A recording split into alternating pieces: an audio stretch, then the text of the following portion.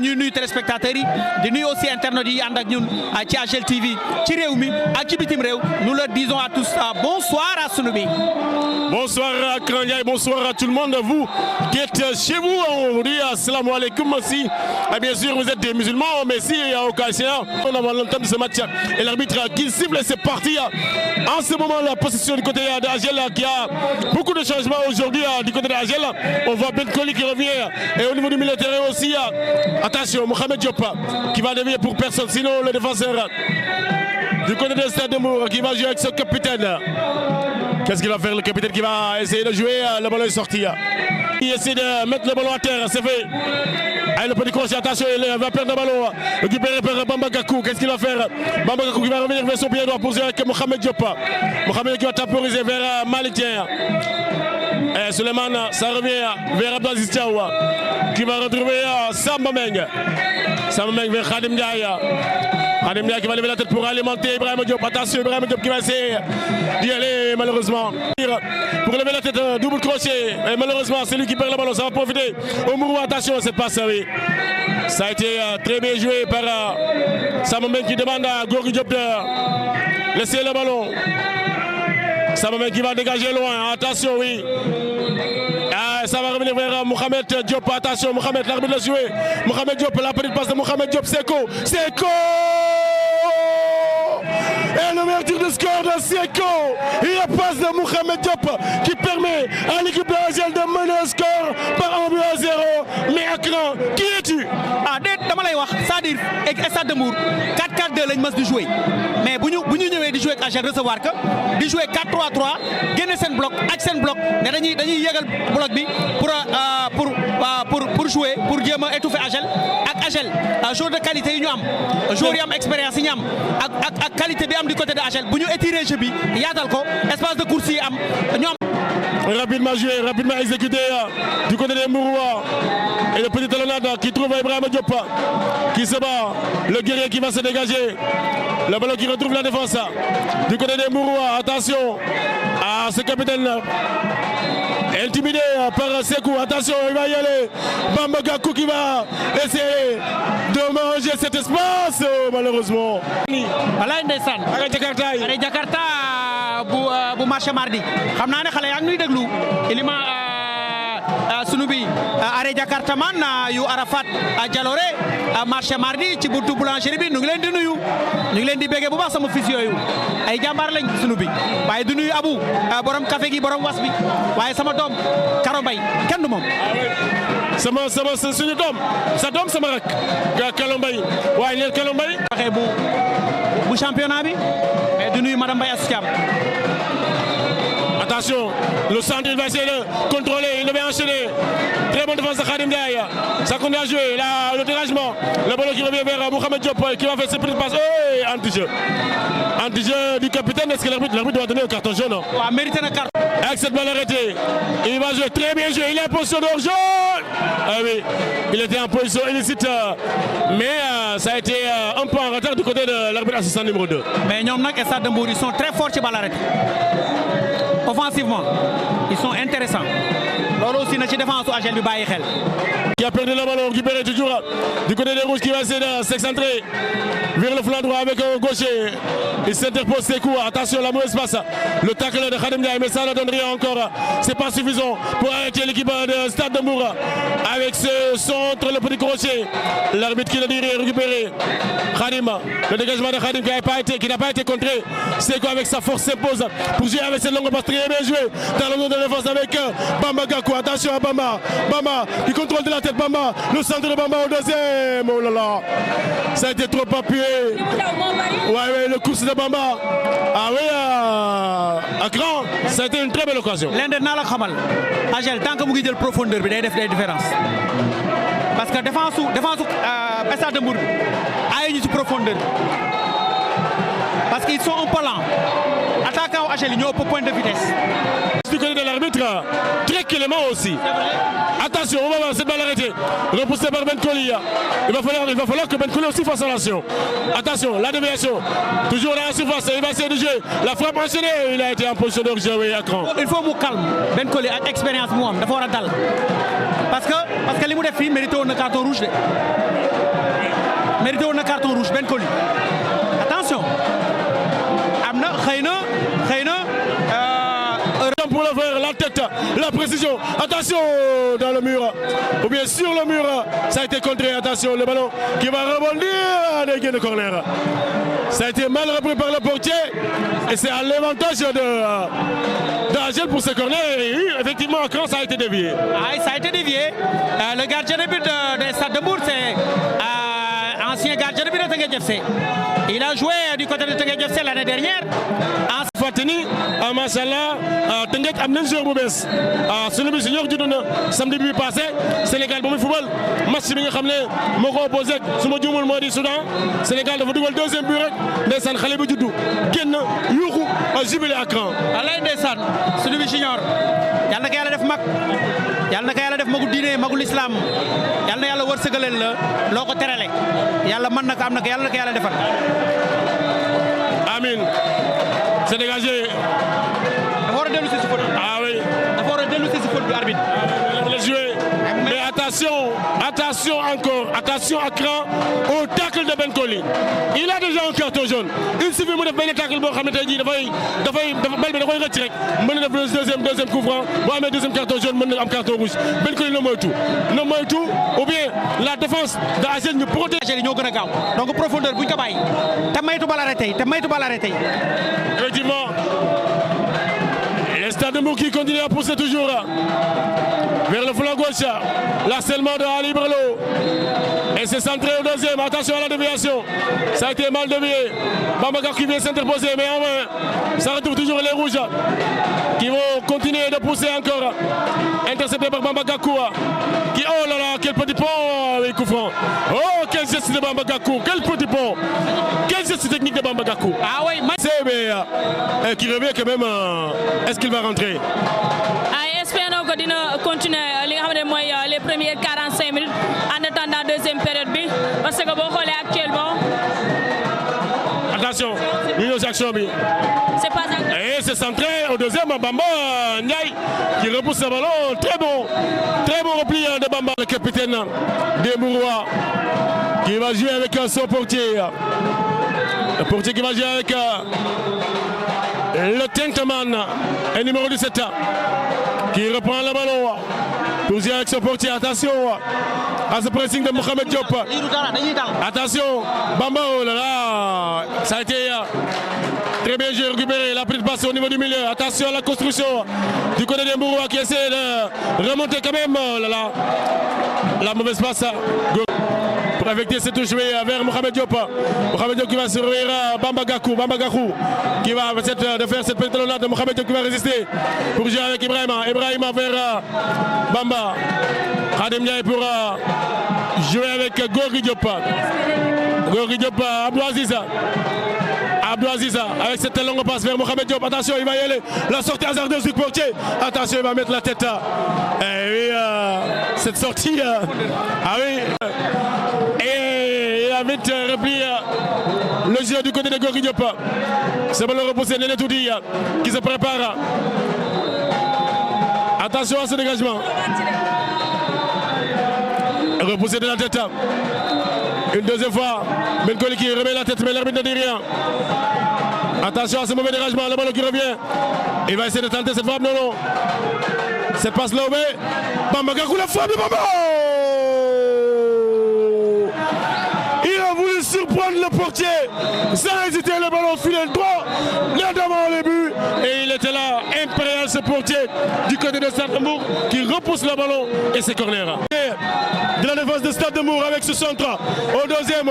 Et repoussé par la défense. Ça va profiter à l'équipe de Stade de Mbour de remonter, mais stoppé par Abdou Aziz, le Don King de la défense. Et attention, repris.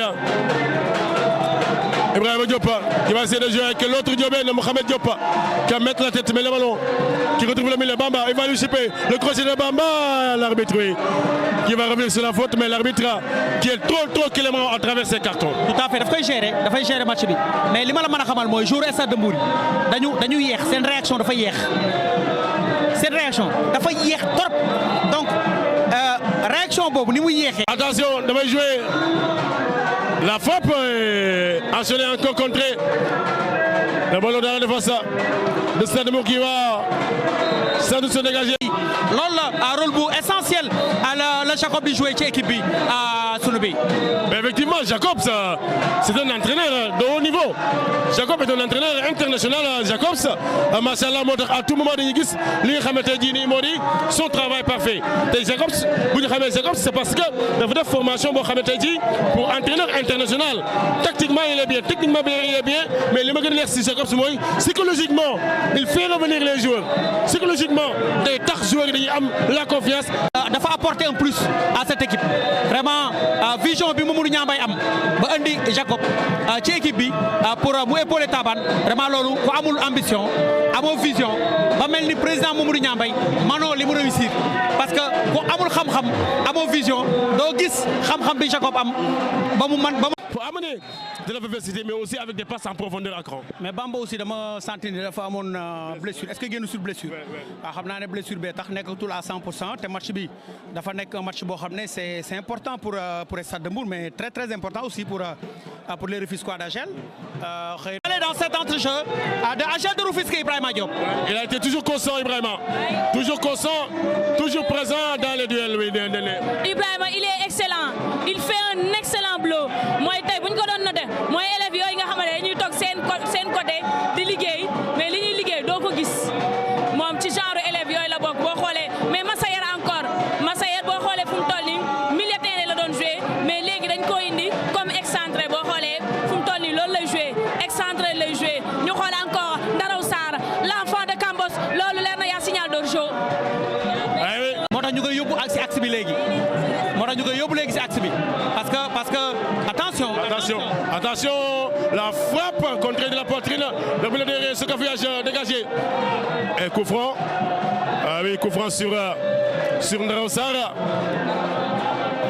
qui a reçu le ballon là où personne ne souhaite le recevoir.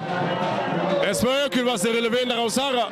Ah oui, c'est un garçon, c'est un rouge de Mbour avec Samba Meng qui va dégager ce ballon. Pamasser qui doit faire quelque chose.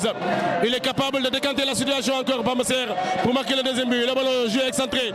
Faire Ali Ibrelo avec sa pointe de vitesse qui va bien contrôler le ballon. Il va lever la tête pour jouer ce centre à terre. L'enchaînement de Mohamed Diop. Il a voulu faire ce geste pour bel et bien jouer ce ballon à l'aube. Heureusement pour le défenseur de Stade de Mbour. Heureusement parce qu'il n'a pas vu Mohamed venir derrière. Maka nuyu de passage di nuyu son jeune frère mon jeune frère Ousmane Asek ñu gën ko xam si Bouba Seck moom it ñu kaa béggee bu baax a baax a baax. Effectivement, attention, ils ne se sont pas compris. Mohamed Diop va s'en profiter pour jouer ce centre entre au deuxième, repoussé par le portier, dégagé. Heureusement, c'est pas encore fini. La tête de Souleymane. Tiens. Non, c'était pas suffisant. La récupération, l'arbitre de derrière s'est joué. Pamasser qui va jouer. Il a voulu jouer avec Ali Ibrelo, mais l'arbitre est revenu sur la faute, oui.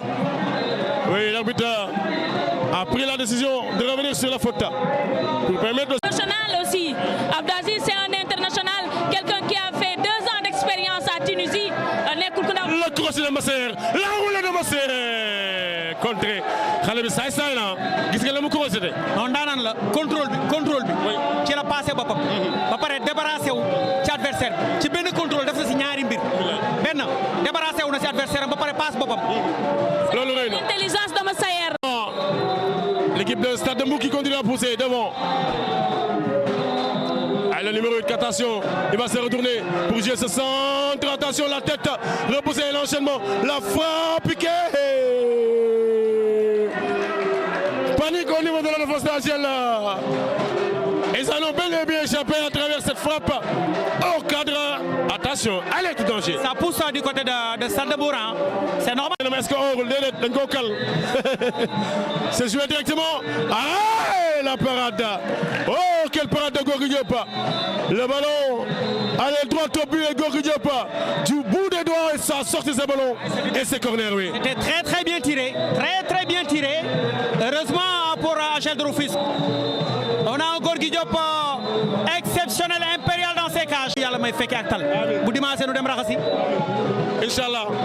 waxi mag nga wax nga lu yàgg raxas.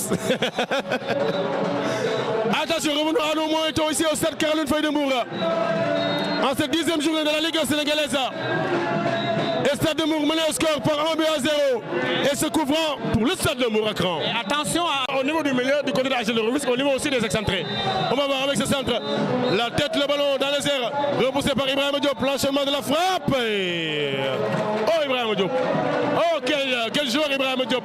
Toujours dans les duels, toujours étant au sauveur Ibrahima Diop. Xam nga Ibrahima booy seetloo milieu terrain bi bu amee stabilité Ibrahima la parce que Ibrahima tey rôle bi moom mooy weeru koor gi te bu fi kenn jàmbat ulcère Libaas Mbuub loolu sa loxo laa koy teg dëkk bi bu fi kenn jàmbat ulcère nee na tuuti. Akra Ndiaye samedi soriwul bu samedi dinañu xam Ndiaye ak Ndiobé ñan ñoo ci dàq lekk. Ndiobé nii la ah le tacle là il a récupéré le ballon attention avec ce centre au deuxième attention pour le penalty et le ballon très bien défendu par Daoussa qui a jeûné l'attaquant pour ne pas mettre sa tête et ce ballon qui sort à 5,50 m mais Khadim Ndiaye reste à terre. mais am na faute xam nga lu tax mu am faute attaque par derrière. dell ci direct bu AGEL TV xam nga AGEL TV macha allah dañu tuddee njaaxaanaay ñoo ngay xool lu muy def Ousmane Yeri Diakhaté day jouer avec Mouhamed Diop le contrôle de Mouhamed Diop la frappe il a voulu jouer en ras de terre il fallait jouer en force en précision jouer cette frappe marquer le deuxième but et faire le break total Mouhamed Diop. door mu dugg carrément wala mu passer Ousmane Yeri sax. ah oui. da ngay door bu baax day door bal bu baax. ah oui avec la force la précision. maa la koy wax tout à l'heure bu ñu jaaree ci Ousmane Yeri Diakhaté. AGEL mën na dugal deuxième but. Ousmane Yeri Diakhaté bu ñu appuyé ci moom muy milieu terrain attaquant yi ak attitude de jouer ensemble mais li tax coach bi dugalu ko ba léegi moom moo ko xam attention la tête la remise la reprise. Il a manqué ce retour c'est de retourner en bicyclette malheureusement avec cette remise du numéro 17. C'était bien joué. Très bien joué avec cette remise. Oui, c'était bien joué. Vraiment maquette là. Capable de ressortir ballon bi proprement mais boo ko amul nga jouer verticalité jouer devant bañ a jouer ci sa zone bañ a construire ci sa zone moo gën a wóor parce que foofu boo fa perte bal bi mën na nekk danger. mais aussi à quand il va falloir que l'équipe de AGEL pousse le ballon et joue il faut ñu jouer parce que lii baaxul effectivement baaxul parce que gis nga déjà ñoo ngi bàyyi ay presse déjà ça va permettre à l'équipe de Stade de Mbour de jouer et ça a été contré il faut ñu poser bal bi jouer il faut ñu poser bal bi arrêter sànni yi parce que boo xoolee Stade de Mbour ñu ngi jouer en demi-terrain. Tout à fait ñu ngi jouer attention le jouer simple gis nga li ma la wax le jouer simple xam nga lii arbitre bi da qui va jouer avec Ali Brelo. Attention Ali Brelo qui a été stoppé.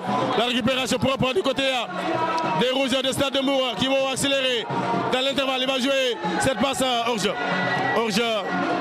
jeu de l'arbitre. Il a défoncé la défense. Ali Brelo day appuyer ci Mouhamed rek après ñëw c'est-à-dire après bu récupérer ballon bi day appuyer ci Mouhamed dafa démarqué dafa génn ci dafa dézonné dafa jóge fi mu nekk war a nekk ci axe bi def appel ci côté bi bu dawee ci côté bi moom foofu lay passe Mouhamed après moom mu ñëw. il faut que Stade de Mbour perte de balle yi ñuy def nii c'est pas sûr ci seen propre zone c'est pas sûr buñ ko perdee foofu AGEL bu ñu amee efficacité exploité ko mën nañ ci dugal deuxième but. Ballon pour Stade de Mbour. Attention la passe, il va y aller. Le centre dégagé dans la tête. Oui, encore de la tête, oui. Et le ballon qui sort en corner, mais à cran. Il reste concentré. Il reste serein. Il est en train vraiment d'assurer derrière et de rassurer ses partenaires à Gorgui Diop. Le jeune gardien de but d'AGEL de Rufisque qui est en train de faire un très bon match. Attention, la perte de balle. Mouhamed Diop, la roulade de Mouhamed Diop.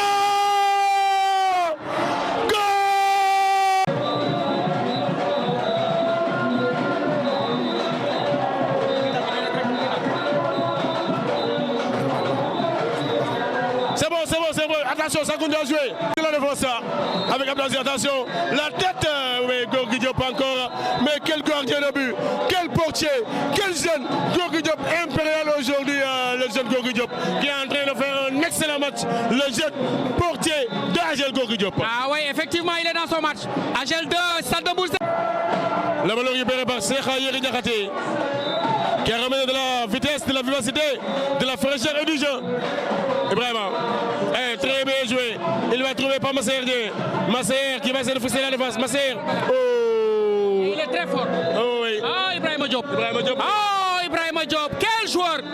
Quelle débouche d'énergie de ce garçon. Généreux dans l'effort.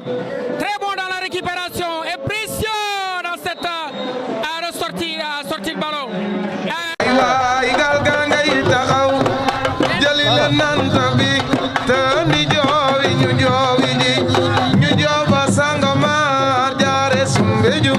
Sadarawa jekuno ya yomi azeo sadarawa